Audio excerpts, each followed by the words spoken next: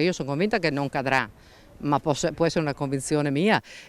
Anche il ponte Morandi era lì da tanto tempo, eppure è caduto, e quindi con questa possibilità ho deciso di chiudere la scuola, perché, come dico, prima di tutto la sicurezza dei ragazzi viene prima di qualsiasi altra cosa. Una decisione sofferta, quella presa dalla sindaca di Oderzo, Maria Scardellato, chiudere la scuola media della città, oltre 500 studenti, cui si sommano altri 300 del liceo Scarpa, ospitati nello stesso plesso. Del resto, la relazione sull'antisismica commissionata a dicembre dallo stesso comune non lascia grandi margini di discrezionalità. Davanti a indicazioni di questo tipo c'è resistenza del calcestruzzo molto basse, e questa carenza è diffusa dappertutto.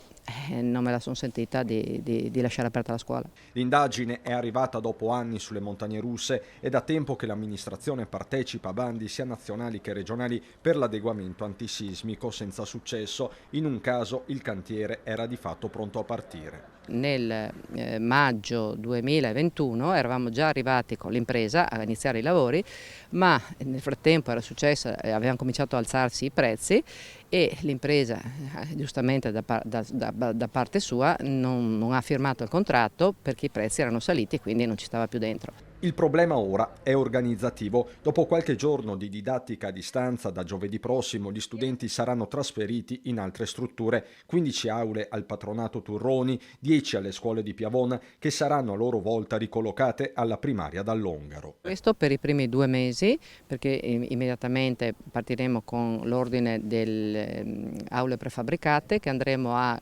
collocare nel parcheggio dietro al Foscolo.